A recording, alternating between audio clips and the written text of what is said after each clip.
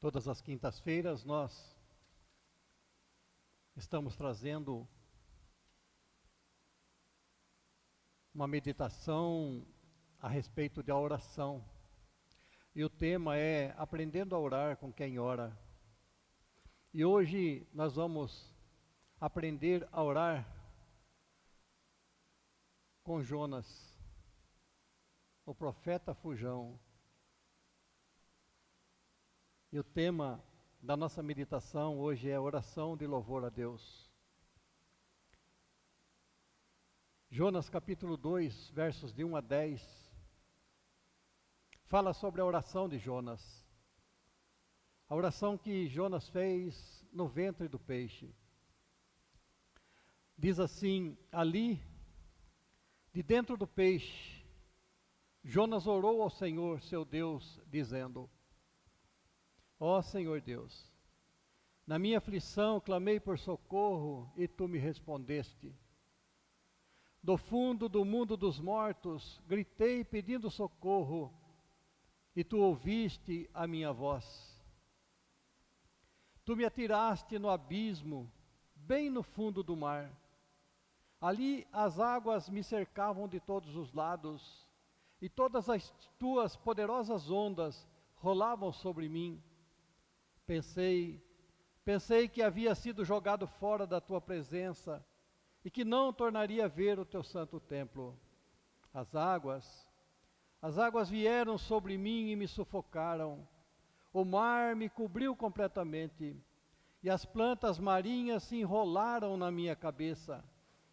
Desci até a raiz das montanhas. Desci à terra que tem portão trancado para sempre. Tu, porém, me salvaste da morte, ó Senhor, meu Deus. Quando senti que estava morrendo, eu me lembrei de ti, ó Senhor, e a minha oração chegou a ti no teu santo templo.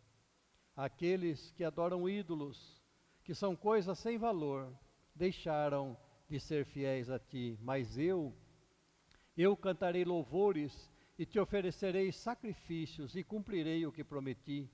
A salvação vem de Deus, o Senhor. Então o Senhor deu ordem ao peixe e ele vomitou Jonas na praia. Vamos orar?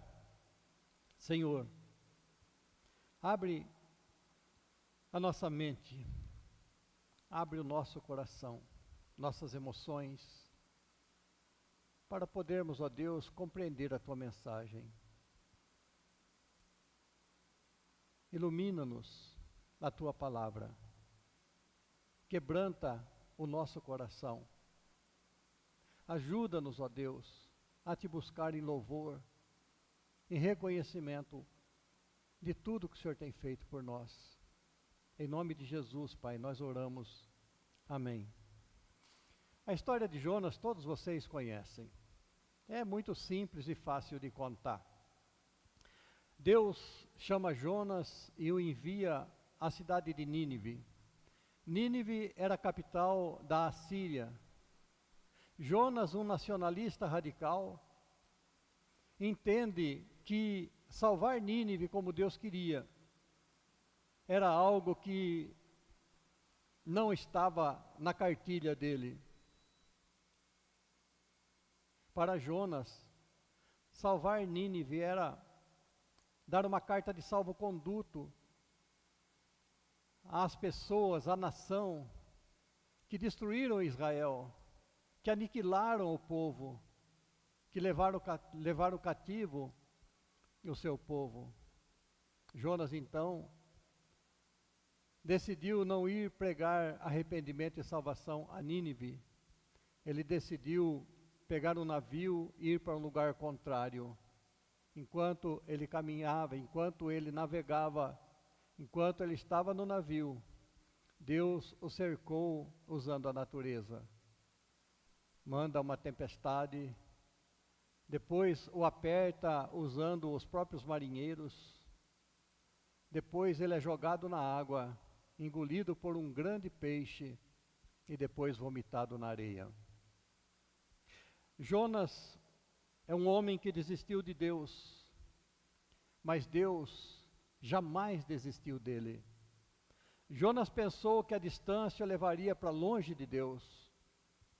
Jonas pensou que o mar seria o lugar da sua sepultura.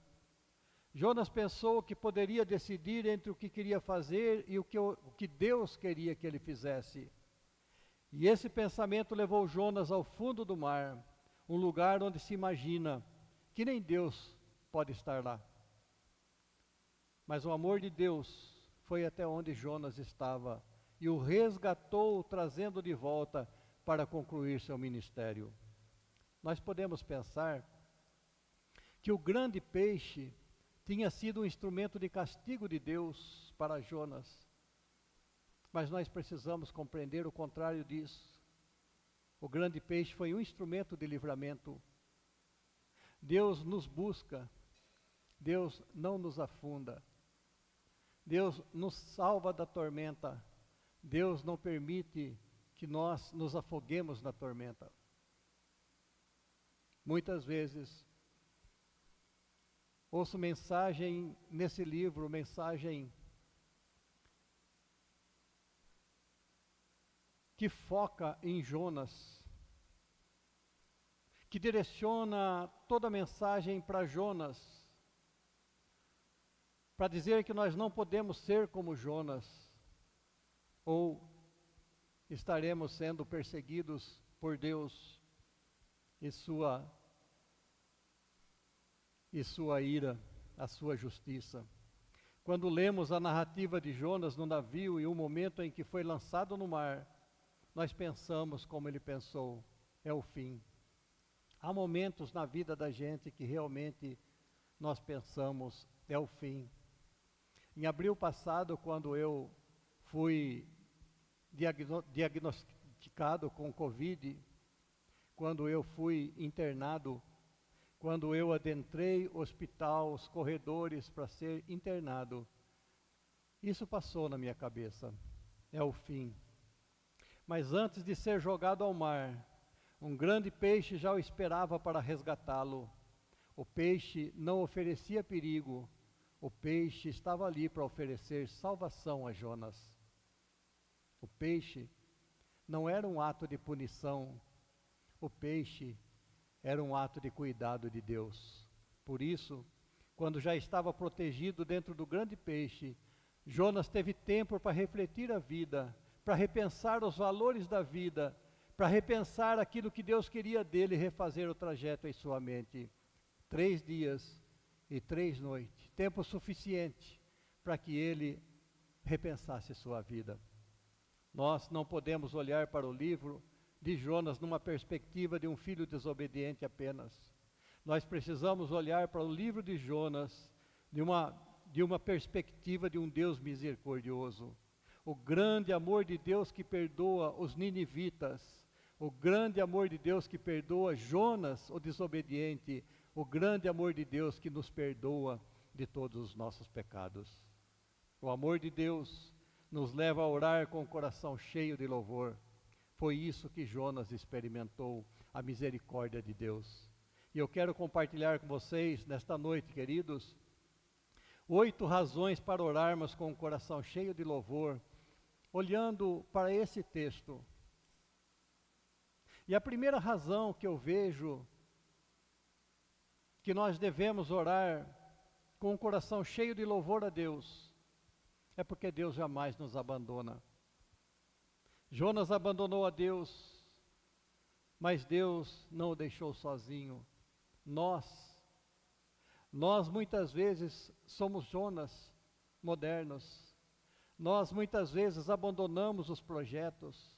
Nós muitas vezes não nos interessamos com as coisas de Deus. Nós muitas vezes prometemos, assumimos compromissos, mas o tempo vai passando e nós vamos aos poucos deixando morrer aquele projeto e aos poucos nós vamos nos afastando daquilo que Deus gostaria que fizéssemos. Às vezes, as pessoas nem sabem qual é a vontade de Deus. Você sabe qual é a vontade de Deus para a sua vida? O problema é que a maioria nem se lembra disso. O escritor da carta aos Hebreus, falando sobre a busca desesperada pelas coisas deste mundo, citou uma promessa que Deus fez a Josué, dizendo: eu nunca o deixarei e jamais os abandonarei. E essa palavra é para nós. Nós precisamos entender que nós devemos sempre orar a Deus com o coração cheio de louvor, porque Deus jamais nos abandona. Em segundo lugar, nós devemos orar com o coração cheio de louvor a Deus, porque Deus que não nos abandona, Ele também não desiste de nós. As pessoas desistem de Deus.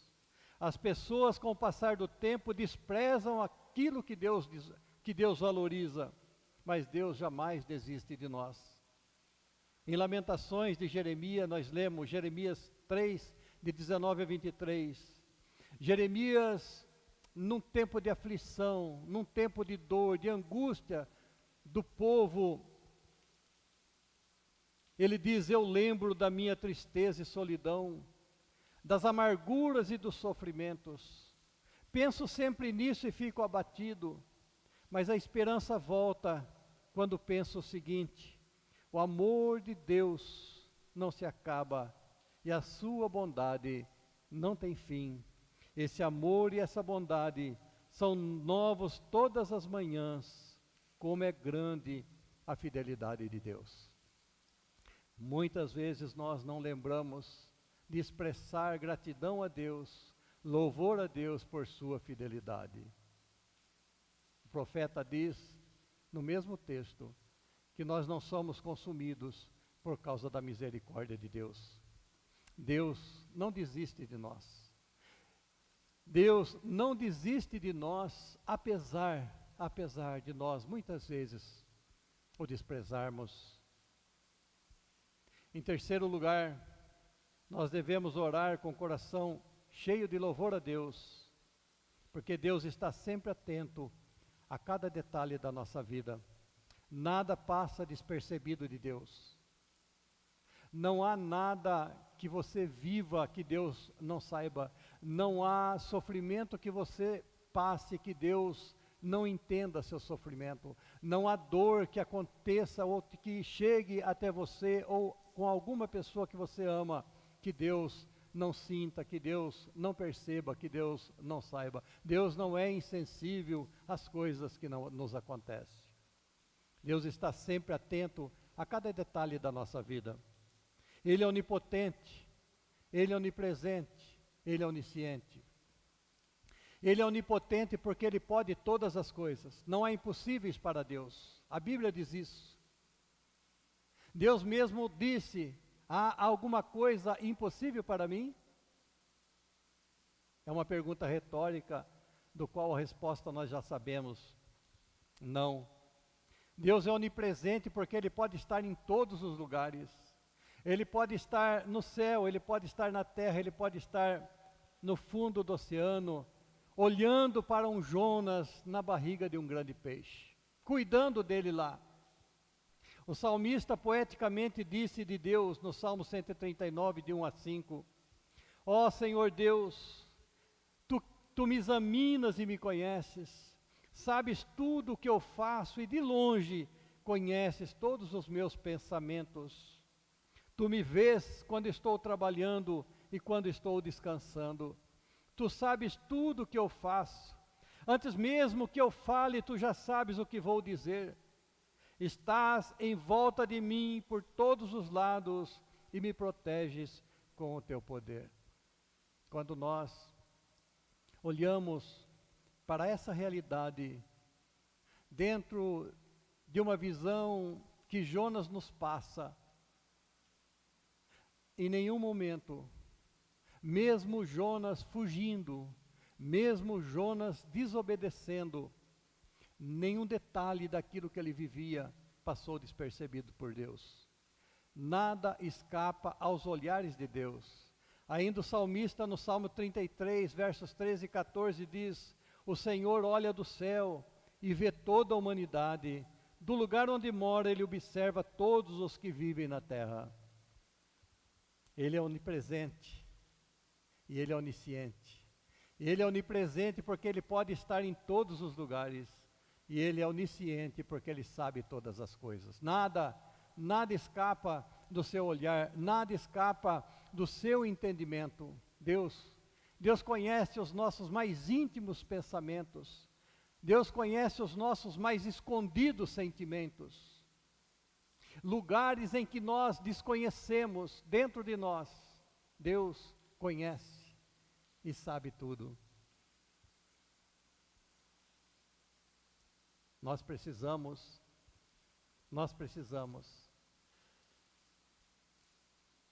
tirar tempo de oração para louvar a Deus, exaltar a Deus, porque Ele não nos deixa, Ele não nos abandona, e Ele está sempre atento a cada detalhe da nossa vida. Em quarto lugar, ou quarta razão que eu dou para que nós possamos, com o coração cheio de louvor a Deus, orar com o nosso coração cheio de louvor a Deus, é que as disciplinas de Deus, elas são pedagógicas. Deus pode usar os meios mais surpreendentes para nos trazer de volta para Ele. Eu vi isso acontecer na minha vida. É interessante quando nós olhamos para trás, é interessante quando nós fazemos uma releitura da nossa vida, é interessante quando nós conseguimos parar para pensar a respeito da nossa vida. E nós vamos entender que tudo aquilo que passamos tinha um ensinamento. Deus tem permitido passarmos por várias situações, por vários momentos. Deus tem nos permitido passar por muitas experiências, porque Ele quer o melhor de nós. O texto fala de vento, o texto fala de mar agitado, o texto fala de marinheiros, o texto fala de um grande peixe. O texto também vai falar mais adiante de uma planta que faz sombra. Deus pode usar os meios mais variados para fazer com que as pessoas se voltem para Ele. Uma pandemia, por exemplo. Nós, às vezes, olhamos para tudo que está acontecendo de uma forma muito negativa. Nós precisamos perceber cada ação de Deus e perceber que todas as coisas que acontecem não acontecem por coincidência ou por acaso. Deus é Senhor da história. Deus é o Rei absoluto de toda a eternidade. Deus dirige essa história para levar ao fim que Ele mesmo planejou. Nada que acontece está fora dos seus planos. Essa vida não está fora de controle. Deus tem controle sobre todas as coisas. Mas eu quero dizer, queridos, que de todos os meios surpreendentes que Deus tem para nos cativar, todos os meios surpreendentes que Deus tem para nos trazer de volta para Ele, o meio mais surpreendente que Deus usa é a sua misericórdia. Por isso, o profeta diz: quero trazer à memória o que me pode dar esperança. Por causa das suas misericórdias, nós não somos consumidos. As misericórdias de Deus se renovam a cada manhã. Para o peixe se alimentar de Jonas, Deus deu ordem para o peixe salvar Jonas. É a misericórdia de Deus. Muitas vezes nós erramos na maneira com que nós enxergamos as coisas. Nós enxergamos as coisas sempre de uma maneira pessimista, negativa, porque no nosso entender tudo tem que dar certo, tudo tem que acontecer conforme nós planejamos. Mas nós precisamos entender que tudo na nossa vida vai acontecer segundo Deus planejou. O peixe não permitiu a morte por afogamento.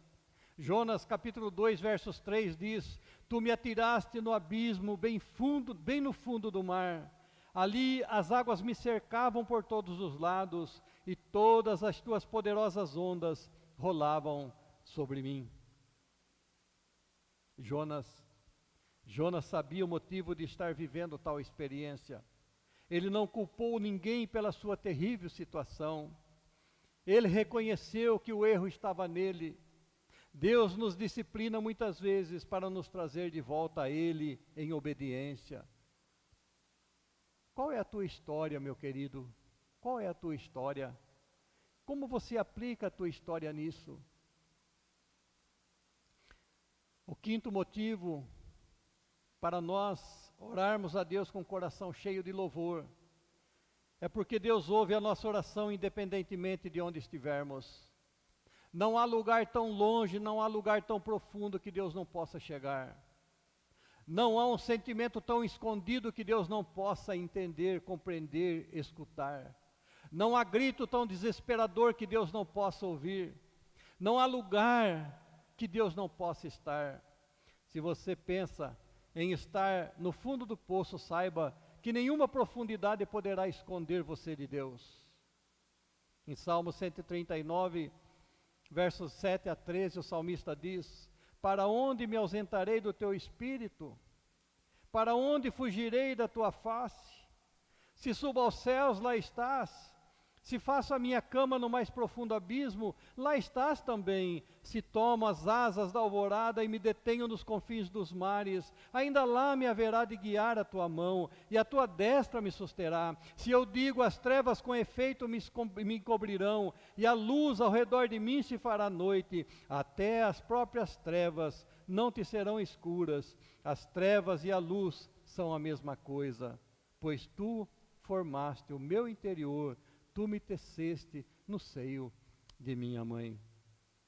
Quando nossas vidas baterem no fundo do abismo, Deus estenderá sua mão e nos tirará de lá. Jonas 2,6 diz: cheguei até a base das montanhas, ao fundo do mar. Fui separado do mundo dos vivos e fiquei prisioneiro na terra da morte. Porém, meu Deus, o Senhor me arrancou das garras da morte. Queridos, não existe poço que seja tão profundo que a misericórdia de Deus não possa te alcançar. Quando acabarem todos os nossos recursos, quando esgotarem todos os seus recursos, quando você também chegar a um sentimento de dizer, acabou, é o fim. Quando isso acontecer, você vai sentir a mão de Deus te sustentar. O sexto motivo para nós orarmos em louvor a Deus é porque Deus restaura a nossa vida e nos dá novas oportunidades. Seria terrível para nós se Deus virasse as costas. Seria terrível para nós se Deus nos abandonasse. Seria terrível para nós se Deus nos desse conforme nós damos a Ele. Seria terrível para nós se Deus nos dessemos só aquilo que nós merecemos. Não teríamos nada. Deus não descarta filhos rebeldes. Jonas foi amado por Deus e recebeu misericórdia. Jonas recebeu de Deus nova oportunidade para demonstrar obediência. O salmista diz no Salmo 27:10: ainda que meu pai e minha mãe me abandonem, o Senhor cuidará de mim. Deus cuida de você.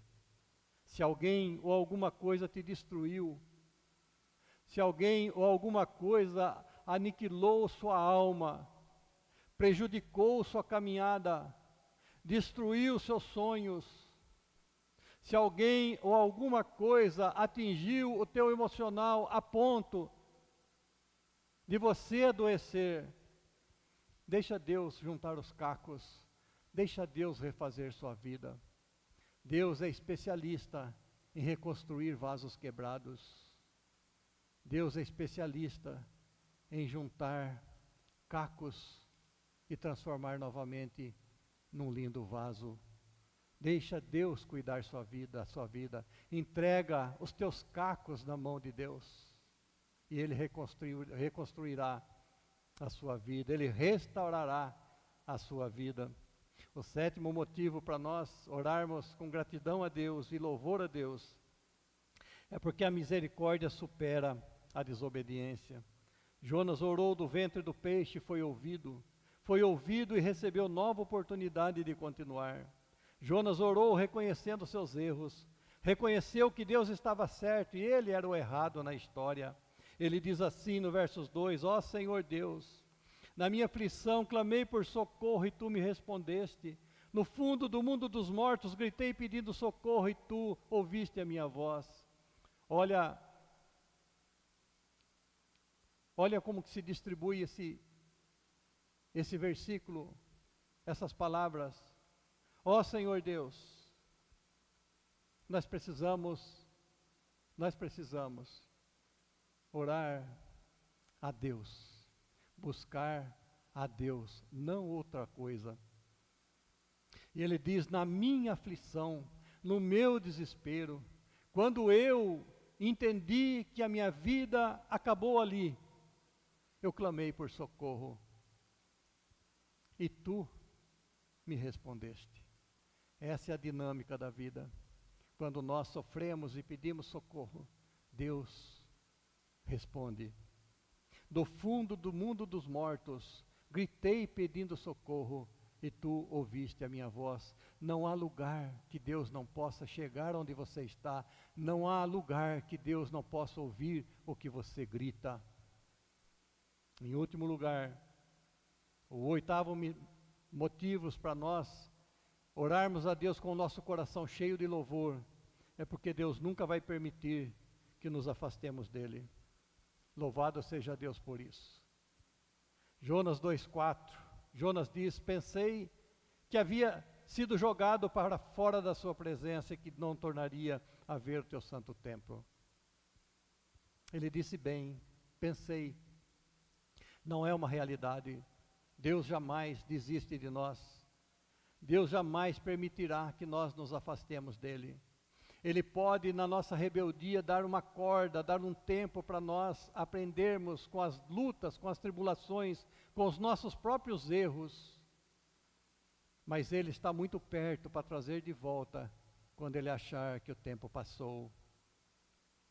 Queridos, as palavras de Jonas dão a entender que ele sentiu que estava sendo lançado para longe de Deus. E este sentimento acompanha muitos. Como eu ouço as pessoas dizer: Deus não me atende, Deus não me ouve, Deus me abandonou, Deus não me responde. Quantos estão falando: onde está Deus nessa pandemia? Deus está salvando muitos, Deus está cuidando de tantos. E mais que isso, Deus nessa pandemia está chamando a atenção desse mundo para que olhem para Ele. A nossa esperança, queridos, não está na ciência, embora ela seja boa, instrumento de Deus. A nossa esperança não pode estar nos governos, eles são falhos, corruptos, humanos. A nossa esperança não pode estar nos governos do mundo, nos poderes mundiais, no dinheiro, na nossa conta bancária. Não, estas coisas todas não podem fazer nada por nós quando nós chegarmos no desespero da vida e perto da morte. Jonas só experimentou daquilo que ele mesmo quis, estar longe de Deus. Eu não sei como está a sua vida. Busque a Deus. Volte-se para Deus. Queridos, ouça o que eu vou falar. O pedágio mais caro que o pecado cobra na estrada da vida é dar ao homem o que ele quer. Esse é um perigo. Muitas vezes nós nos chateamos com Deus e com aquilo que nos acontece, porque na realidade o que nós queremos é uma vida conforme nós imaginamos, que tudo dê certo, que as coisas corram todo bem. A pior coisa da vida é se Deus permitisse que nós nos dessemos bem em todas as coisas. Ou a nossa comunhão com Deus nos afasta do pecado, ou o pecado nos afastará da comunhão com Deus. E Deus sabe disso. E Deus tem instrumentos para mudar estas coisas. Queridos, diante de tudo isso, como que nós vamos aplicar para as nossas vidas? como que nós vamos entender isso para hoje, para o tempo que se chama hoje, para as nossas necessidades, para as nossas lutas, como é que nós vamos entender a nossa vida dentro dessa perspectiva de que Deus não nos abandona. A nossa tendência ao ler esse livro é não fazer como Jonas fez. Eu digo que o livro não quer dar ênfase a Jonas.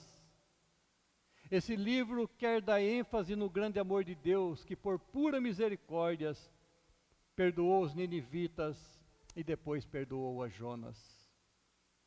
Salvou uma nação pecadora, salvou Jonas e salvou a cada um de nós. Quando os recursos desse mundo acabaram, Deus veio na pessoa de Jesus Cristo para nos salvar. Quando todos os recursos do mundo humanos, quando todos os recursos humanos falharam na sua missão de abençoar os povos, Deus enviou Jesus. Jesus é melhor que Jonas. Jonas teria que anunciar que Deus iria salvar Nínive.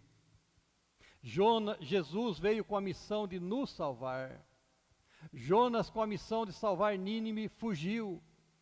O Senhor Jesus, com a missão de nos salvar, não fugiu, enfrentou a cruz, a morte, por nossa causa. Foi lançado, como Jonas, às profundezas do abismo, ao morrer na cruz, para salvar a minha vida, para salvar a sua vida. E ressuscitou para nos dar vida nele. Quer um motivo maior do que a tua salvação para você louvar a Deus? Quer um motivo maior do que a tua salvação para você reconhecer o quanto Deus é bom? Sabe, se nós entendermos o que Deus fez por nós em Jesus Cristo, na cruz do Calvário, nós não pediríamos mais nada para Deus, porque nós já recebemos tudo de Deus. Então, a minha palavra nesta noite para você, não abandone a sua vida de oração, jamais se esqueça de louvar a Deus por tua salvação, que Deus nos ajude.